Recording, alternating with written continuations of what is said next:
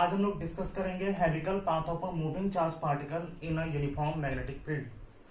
Previous case में हम लोग देखे थे कि जब कोई भी चार्ज पार्टिकल मैग्नेटिक फील्ड में मूव कर रहा होता है तो उस पर एक फोर्स लगता है और वो फोर्स का जो वैल्यू था Fm is equal to Q into B cross B. ये हम लोग इक्वेशन देखे थे। साथ ही साथ वहां पे हम लोग केस 2 एक्सप्लेन करे थे। केस 1 में था कि when the velocity is parallel और anti parallel to the magnetic field. कहने का मतलब है कि सपोज ये मेरा मैग्नेटिक फील्ड का डायरेक्शन है और जो चार्ज मूव कर रहा है Q वो इसके ऑपोजिट डायरेक्शन में, तो यहाँ पे थीटा कितना बनेगा 180 डिग्री, बोल सकते हैं एंटी पैरेलल। साथ ही साथ दूसरा केस था कि जब मैग्नेटिक फील्ड का डायरेक्शन ये हो और चार्ज जो मूव कर रहा है वो भी डायरेक्शन सेम हो, तो यहाँ पे theta is equal to 0 degree. इस केस में जो फोर्स लग रहा था इस चार्ज पे वो 0 था, क्योंकि इसका यदि हम लोग ये वेक्टर फॉर्म था। यदि इसका मैग्नीट्यूड का बात करें तो Fm is equal to Q B भी साइन थीटा। जैसे थीटा का वैल्यू 0 या 180 पुट करेंगे तो यहां से Fm का वैल्यू क्या आएगा 0।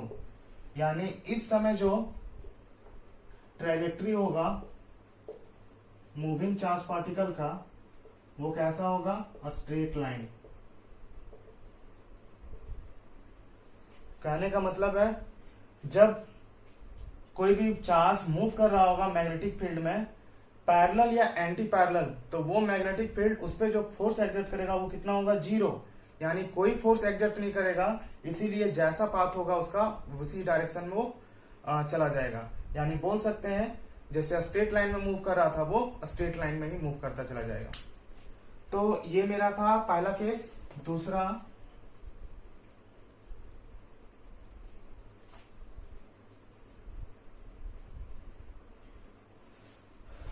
यहाँ पे जैसे हम लोग लिख सकते हैं क्यू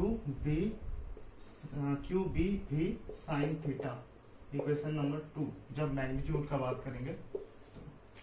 दूसरा केस यदि हम लोग देखें तो केस 2 था कि when theta is equal to 90 degree. कहने का मतलब है मैग्नेटिक फील्ड जस्ट मेरा जैसे सपोज कर रहे हैं ये इनवर्ड है,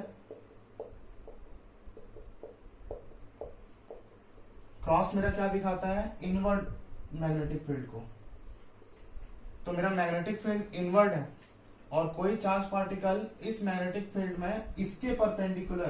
कहने का मतलब है मैग्नेटिक फील्ड इधर और चार्ज का मूवमेंट इस मैग्नेटिक फील्ड के परपेंडिकुलर।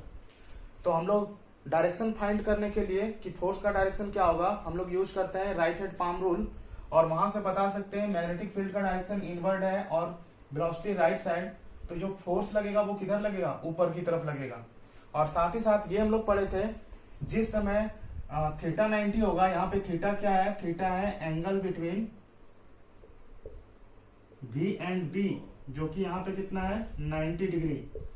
तो थीटा 90 है, तो उस समय हम लोग डिस्कस किए थे कि जो फोर्स होगा वो कितना होगा, मैक्सिमम फोर्स क्यू बी भी। ये मेरा मैक्सिमम फोर्स होता है क्योंकि साइन थीटा का मैक्सिमम वैल्यू 1 होता है। तो हम लोग यहां से देखे थे कि मैक्सिमम फोर्स जब क्यू बी भी लगेगा तो ये चार्ज पार्टिकल यहाँ पे सर्कुलर मोशन कर रहा होगा, क्योंकि एवरी पॉइंट पे वो इनवर्ड की तरफ परपेंडिकुलर फोर्स एक्सपीरियंस करेगा, जिसके चलते उसका पाथ स्ट्रेट ना होके एवरी पोजीशन पे वो क्या करेगा, अपना डायरेक्शन को चेंज करेगा और सर्कुलर मोशन कर रहा होगा। तो यहाँ पे हम लोग 2 केस देख चुके थे। पहला जब पैरेलल रहेगा मैग्नेटिक फील्ड के वेलोसिटी यानी चार्ज का मूवमेंट, तो उस समय उस पर कोई फोर्स एक्सर्ट नहीं होगा और वो स्ट्रेट लाइन में मूव करेगा। जब मेरा 90 डिग्री होगा उस समय वो सर्कुलर मोशन कर रहा होगा। और सर्कुलर मोशन का केस में हम लोग देखे थे कि जो मैग्नेटिक फोर्स होगा वो क्या करेगा, सेंट्रीपिटल फोर्स प्रोवाइड करेगा। और सेंट्रीपिटल फोर्स का जैसा कि हम लोग फॉर्मूला जानते हैं mv²/r, जहां पे m मेरा क्या है mass of charge, v charge particle जिस वेलोसिटी से मूव कर रहा है, और r जो ये सर्कल में मूव कर रहा है चार्ज पार्टिकल मैग्नेटिक फील्ड में, उसमें उस सर्कल का रेडियस को r कंसीडर कर रहे हैं। और Fm का जैसे वैल्यू पता है हमको कि QBV ये मेरा मैक्सिमम फोर्स था। तो यहां से हम लोग देख सकते हैं कि V कैंसिल होगा, तो जो रेडियस का वैल्यू आया था वो कितना था, mv अपॉन QB। ये मेरा इक्वेशन नंबर 1 था रेडियस का। सेकेंड, इसी तरह यदि हम लोग टाइम पीरियड का बात करें तो time period is equal to होता है डिस्टेंस। तो एक सर्कल में डिस्टेंस होगा 2 पाई r और अपॉन स्पीड। तो यहाँ पे r का वैल्यू पुट करें तो 2 pi into mv upon QB, और ये भी डिवाइड होगा तो यहाँ से v कैंसिल होगा, यानी 2 पाई m अपॉन QB। ये मेरा आया था टाइम पीरियड का इक्वेशन। तो इसको इक्वेशन नंबर 2 कंसिडर करते हैं। यहां तक क्लियर है। अब हम लोग बात करेंगे हेलिकल पाथ। तो केस नंबर 3, जब जो वेलोसिटी है पार्टिकल का वेलोसिटी, सपोज ये मेरा मैग्नेटिक फील्ड है, यूनिफॉर्म मैग्नेटिक फील्ड, तो इस मैग्नेटिक फील्ड में वेलोसिटी कुछ ऐसा होगा कि इस मैग्नेटिक फील्ड से वो कुछ एंगल फॉर्म कर रहा होगा। कहने का मतलब है थीटा ना ही 90 ना ही 0 डिग्री, ये कुछ अदर एंगल हो। तो उस समय चूंकि वेलोसिटी मेरा एक वेक्टर क्वांटिटी है, इसके दो कंपोनेंट हो गए, एक थीटा के अलोंग जो होगा वो मेरा क्या होगा, v cos थीटा। इसी तरह एक परपेंडिकुलर जो होगा वो क्या होगा, v sin थीटा। और अभी जस्ट हम लोग 2 केस पढ़े जिसमें जो पैरेलल वाला फोर्स होता है, ये कैसा फोर्स होगा, पैरेलल फोर्स होगा, क्योंकि मैग्नेटिक फील्ड के डायरेक्शन के अलोंग है। यानी ये वाला वेलोसिटी क्या करेगा, इसको स्ट्रेट लाइन में मूव करवाएगा। और यदि परपेंडिकुलर का बात करें, ये मेरा कैसा है, परपेंडिकुलर, मैग्नेटिक फील्ड के परपेंडिकुलर देखा जाए तो ये पैरेलल वाला जो कंपोनेंट है उसके चलते जो फोर्स लगेगा यहाँ पे, थीटा 0 है, तो उस समय हम लोग पढ़े थे क्या कि ट्रेजेक्टरी जो होगा वो स्ट्रेट लाइन होगा। कहने का मतलब है पार्टिकल स्ट्रेट लाइन में मूव कर रहा होगा। लेकिन यदि इस 90 डिग्री वाले कंपोनेंट का बात करें तो इसके चलते ये यहाँ पे सर्कुलर मोशन कर रहा होगा। और ये सर्कुलर मोशन कैसा होगा, ये मेरा ऐसा होगा, क्योंकि ध्यान से देखें तो ये मेरा मैग्नेटिक फील्ड का डायरेक्शन, तो अपना 4 फिंगर को उधर रख दिए और इधर मेरा वेलोसिटी वाला कंपोनेंट उधर थंब को रख दिए। तो ये जो पाम का डायरेक्शन है वो मेरा क्या देता है, फोर्स का डायरेक्शन। यानी यहाँ पे फोर्स जो लगेगा वो कैसा लगेगा, इनवर्ट की तरफ। तो ये जो सर्कुलर मोशन होगा वो कुछ इस तरीके से होगा। तो ये वाला जो फोर्स है इसको स्ट्रेट लाइन में जाने के लिए मूव कर रहा है, और ये वाला जो परपेंडिकुलर फोर्स है ये क्या कर रहा है, इसको सर्कुलर मोशन में मूव कराने के लिए मजबूर कर रहा है। तो ये क्या करेगा, ये एक हेलिकल पाथ में मूव करता नजर आएगा। कहने का मतलब है ये कुछ इस तरीके से, मतलब ये वाले के चलते सर्कल भी बनाएगा और इधर प्रोपोगेट भी करेगा। तो यहां से देखा जाए तो यदि हम रेडियस का बात करें तो रेडियस इज इक्वल टू क्या हो जाएगा, एम भी परपेंडिकुलर अपॉन QB, क्योंकि यहाँ पे परपेंडिकुलर वाला फोर्स के चलते सर्कुलर मोशन कर रहा है।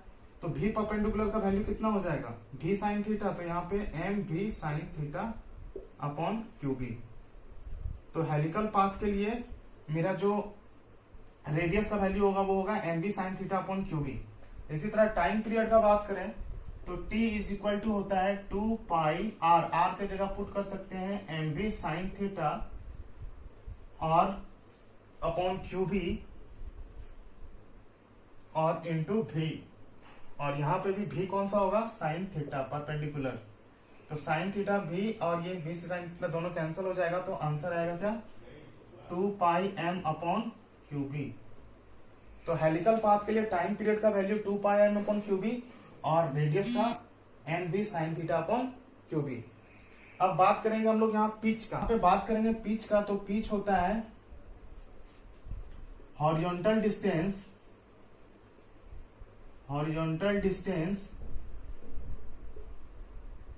Covered in 1 time period. Time period में कितना वो हॉरिजॉन्टल डिस्टेंस ट्रेवल करेगा। यानी ये जैसे मेरा यहां से यहां पे मेरा क्या कहलाएगा, पिच कहलाएगा। और पिच चूंकि डिस्टेंस है इसीलिए यहां से हम लोग फॉर्मूला लिख सकते हैं, pitch is equal to velocity into time. और वेलोसिटी कौन सा है, परपेंडिकुलर वाला है, यानी v sine sorry, velocity into time, और यहाँ पे वेलोसिटी कौन सा लेंगे, हॉरिजॉन्टल डिस्टेंस है यानी पैरेलल वाला, यानी ये हो जाएगा v cos theta into t का वैल्यू यहां से निकालें 2 पाई r अपॉन क्यू बी, 2 पाई, सॉरी यहाँ पे m होगा 2 पाई m अपॉन क्यू बी, तो ये मेरा पिच का वैल्यू हो जाएगा। तो ये मेरा था helical path of a moving charge particle in a uniform magnetic field.